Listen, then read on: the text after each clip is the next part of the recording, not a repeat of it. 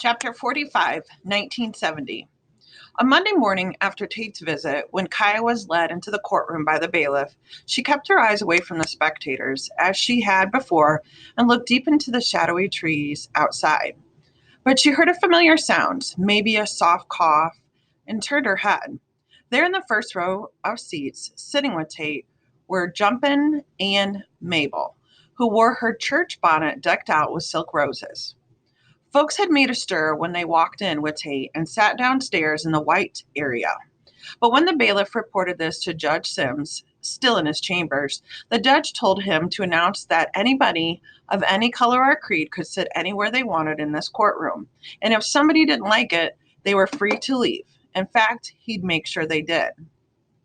Only seeing Jumpin' and Mabel, Kaya felt a smidge of strength and her back straightened slightly. The next witness for the prosecution, Dr. Stuart Cohn, the coroner, had graying hair cut very short and wore glasses that sat too far down his nose, a habit that forced him to tilt his head back to see through the lenses. As he answered Eric's questions, Kaya's mind wandered to the Gulls. These long months in jail she had pinned for them, yet all along Tate had been feeding them. They had not yet been abandoned. She thought of Big Red, how he'd always walked across her toes when she threw crumbs to them. The coroner tossed his head back to adjust his glasses, the gesture bringing Kaya back to the courtroom. So to recap, you've testified that Chase Andrews died between midnight and 2 o'clock in the night of October 29th, or the morning of the 13th, 1969. The cause of the death was extensive injuries to the brain and spinal cord due to a fall through an open grate of the fire tower, 63 feet to the ground. As he fell, he hit the back of his head on a support beam, a fact confirmed by blood and hair samples taken from the beam. Is that all correct according to your expert opinion? Yes. Now, Dr. Cohn, why would an intelligent and fit young man like Chase Andrews step through an open grate and fall to his death? To rule out one possibility, was there alcohol or any other substance in his blood that could have impaired his judgment? No, there was not. Evidence presented previously demonstrates that Chase Andrews hit the back of his head on that support beam, not his forehead. Eric stood in front of the jury and took a large step. But when I step forward, my head ends up slightly ahead of my body.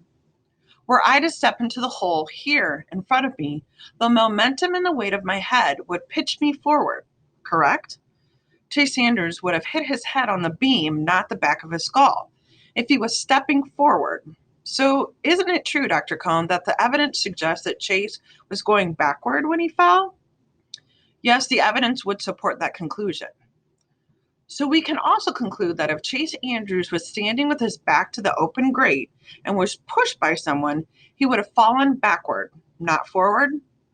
Before Tom could object, Eric said very quickly, I'm not asking you to state that this is conclusive evidence that Chase was pushed backward to his death. I'm simply making it clear that if someone pushed Chase backwards through the hole, the wounds to his head from the beam would have coincided with those actually found. Is that correct? Yes. All right, Dr. Cohn. When you examined Chase Andrews in the clinic the morning of October 30th, was he wearing a shell necklace? No. To suppress the rising nausea, Kaya focused on Sunday Justice grooming himself on the windsill. Pretzeled into an impossible position, one leg straight in the air, he licked the inside tip of his tail. His own bath seemed to absorb and entertain him entirely. A few minutes later, the prosecutor was asking, is it correct that Chase Andrews wore a denim jacket the night he died? Yes, that is correct. And according to your official report, Dr. Cohn, did you not find red wool fibers on his jacket? Fibers that were not from any piece of clothing he was wearing? Yes. Eric held up a clear plastic bag containing bits of red wool. Are these the red fibers that were found on Chase Andrews' jacket? Yes. Eric lifted a larger bag from his desk. And isn't it true the red wool fibers found on Chase's jacket match those on his red cap? He handed it to the witness. Yes, these are my labeled samples, and the fibers from the cap and jacket matched exactly. Where was this cap found? The sheriff found the cap in Miss Clark's residence. This was not generally known, and murmurs rippled through the crowd. Was there any evidence that she had ever worn the cap? Yes, strands of Miss Clark's hair were found in the cap. Watching Sunday Justice in court got Kaya thinking about how her family had never had a pet, not one dog or cat. The only thing close was the female skunk, a silky, slinky, and sassy creature who lived under the shack. Mom called her Chanel. After a few near misses, they all gotten to know one another, and Chanel became very polite, only flashing her angerment when kids got too rowdy. She's come and gone, sometimes within feet of whomever was coming up or down the brick and boards. Every spring, she'd escort her little kits on forays into the oak woods and along the slipstreams, them scurrying behind, running into and over one another in black and white confusions.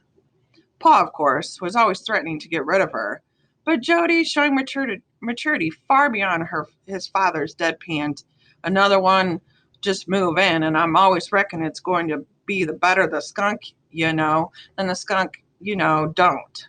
She smiled now, thinking of Jody, then caught herself. So, Dr. Cohn, on the night Chase Andrews died, the night he fell backwards through an open grate, a posture consistent with being pushed by someone, fibers on his jacket came from the red cap found at Miss Clark's residence, and there were strands of Miss Clark's hair in the cap. Yes. Thank you, Dr. Cohn. I have no further questions. Tom Milton looked briefly at Kaya, who watched the sky. The room leaned physically toward the prosecution as though the floor tipped, and it didn't help that Kaya sat rigid and detached, carved from the ice. He flicked his white hair from his forehead and approached the coroner for the cross-examination. Good morning, Dr. Cohn. Good morning. Dr. Cohn, you testified that you testified that the wound on the back of Chase's head was consistent with him going backwards through the open hole. Isn't it true that if he stepped backwards on his own and fell through the hole by accident, the result of hitting the back of his head would have been exactly the same? Yes. Were there any bruises on his chest or arms that would coincide with him being pushed or shoved? No. There was, of course, heavy bruising over his entire body from the fall, mostly on the back of his body and legs. There were none that could be identified specifically as developing from a push or a shove. In fact, isn't it true that there is no evidence whatsoever that Chase Andrews was pushed into the hole? That is true. There's no evidence that I'm aware of that Chase Andrews was pushed. So, Dr. Cohn, there's no evidence from your professional examination of Chase Andrews' body that proves that this was a murder and not an accident? No. Tom took his time, letting his answer sink into the jury, then continued, Now let's talk about those red wool fibers found on Chase's jacket. Is there any way to determine how long the fibers have been on the jacket? No, we can say where they came from, but not when. In other words, those fibers could have been on the jacket for a year, even 4 years? That's correct. Even if the jacket had been washed? Yes. So there's no evidence that those fibers became attached to the jacket the night Chase died. No. There's been testimony that the defendant knew Chase Andrews for 4 years prior to his death. So you're saying that anytime during those 4 years when they met wearing those items of clothing, it's possible the fibers were transferred from the cap to the jacket? From what I have seen, yes. So the red fibers do not prove that Miss Clark was with Chase Andrews the night he died. Was there any evidence at all that Miss Clark was in close proximity to Chase Andrews that night? For example, her skin fragments on his body, under his fingernails, or her fingerprints on the buttons or the snaps of his jacket? Strands of her hair on his clothes or body? No. So, in fact, since the red fibers could have been on his jacket for as long as 4 years, there's no evidence whatsoever that Miss Catherine Clark was near Chase Andrews the night of his death. From my examination, that is correct. Thank you. No more questions. Judge Sims declared an early lunch recess. Tom touched Kaya's elbow gently and whispered that it had been a good cross-examination. She nodded slightly as people stood and stretched. Almost all stayed long enough to watch Kaya being handcuffed and led from the room. As Jacob's steps echoed down the hall after leaving her in her cell, Kaya sat hard on her bed. When she was first incarcerated, they hadn't allowed her to bring her knapsack into the cell, but let her take some of her contents with her in a brown paper bag. She reached into the bag then and pulled out a scrap of paper with Jody's phone number and address. Since being there, she looked at it almost every day and thought of phoning her brother, asking him to come be with her. She knew he would, and Jacob had said she could use the phone to call him, but she had not. How would she say the words, "Please come, I'm in jail, charged with murder"? Carefully, she put the paper back into the bag and lifted out the World War I compass Tate had given her.